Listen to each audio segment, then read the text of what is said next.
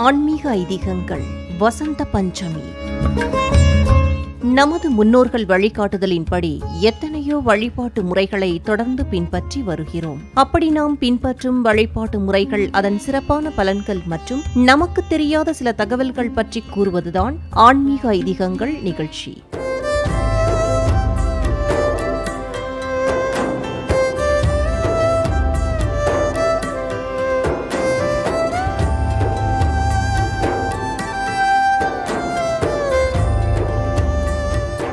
அந்த வகையில் வசந்த பஞ்சமியின் தத்துவங்கள் மற்றும் பலன்கள் பற்றி இன்றைய ஆன்மீக ஐதீகங்கள் நிகழ்ச்சியில் தெரிந்து கொள்வோம்.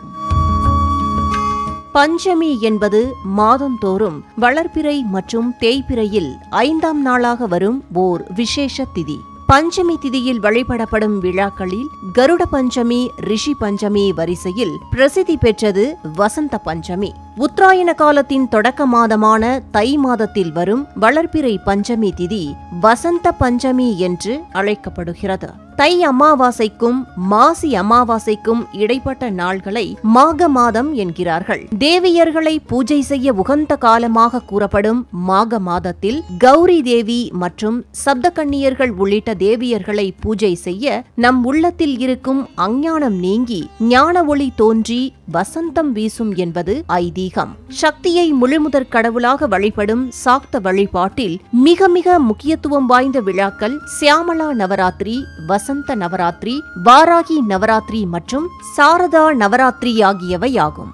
இதிலுள்ள சியாமளா நவராத்திரி என்பதுதான் தை மாத வளர்பிறை நாட்களில் கொண்டாடப்படுவது. குறிப்பாக இந்த சியாமளா நவராத்திரியில் வரும் வசந்த பஞ்சமி நாள் ஓர் பெரும் விழாவாகவே கொண்டாடப்படுகிறது. தமிழகத்தில் சாரதா நவராத்திரியின் 9வது நாளை சரஸ்வதி பூஜையாக கொண்டாடப்படுவது வழக்கம். அதேபோல வட இந்தியாவில் சியாமளா நவராத்திரி காலத்தில் வரும் வசந்த பஞ்சமியையே சரஸ்வதி பூஜையாக கருதி வழிபாடு செய்வதாக சொல்லப்படுகிறது. மேலும் இந்த தை மாத வளர்பிறை பஞ்சமி தினத்தில்தான் கல்வியையும் ஞானத்தையும் அருளும் ஸ்ரீ சரஸ்வதி தேவி அவதரித்ததாகவும் நம்பிக்கை.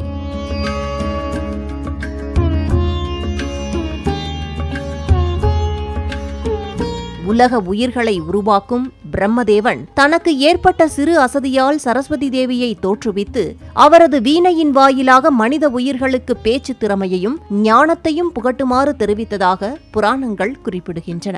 இந்த தினத்தை ரிஷி பஞ்சமி, காம பஞ்சமி, ஸ்ரீ பஞ்சமி என்றும் அழைப்பதுண்டு. உலகாளும் மும்மூர்த்திகளில் ஒருவரான பகவான் ஸ்ரீ கிருஷ்ண பரமாத்மா தன்னுடைய சிறுவயதில் சாந்தீபனி முனிவரிடம் கல்வியை கற்றுக்கொள்ள குருவாசம் தொடங்கிய நாள்தான் இந்த வசந்த பஞ்சமி நாள் என்றும் கூறப்படுகிறது. பெருமை மிக்க இந்நாளில் கல்வி கடவுளான சரஸ்வதியை வழிபட்டால் அனைத்து வகை கலைகளும் நம் வசப்படும் என்றும் ஆன்மீகத்தில் உயர்நிலை அடைய முடியும் என்கிறார்கள்.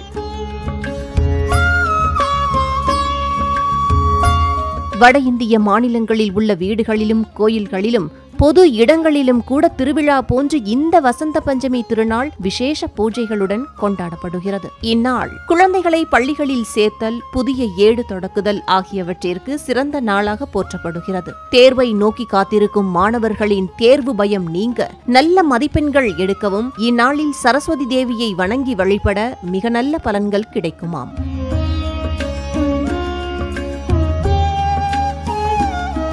நேயர்களே, வசந்த பஞ்சமி நாளில் அதிகாலையில் எழுந்து புண்ணிய ஸ்தலங்களில் நீராடி சரஸ்வதி தேவியை வழிபட்டு நாள் முழுக்க மஞ்சள் வண்ண ஆடை உடுத்த அம்பிகையின் பரிபூரண அருள் கிடைக்குமாம். குறிப்பாக இந்த கல்வியாண்டில் புண்ணிய நாளான வசந்த பஞ்சமிக்கு பிறகுதான் பல முக்கிய தேர்வுகள் தொடங்க இருப்பதால் கல்வி பயிலும் மாணவர்களும் நாமும் வசந்த பஞ்சமி நாளில் சரஸ்வதி தேவியை வழிபடுவோம். கல்வி கேள்விகளில் சிறந்து விளங்கி வளமுடன் வாழ்வோம். ஆன்மீக ஐதீகங்கள் வசந்த பஞ்சமி.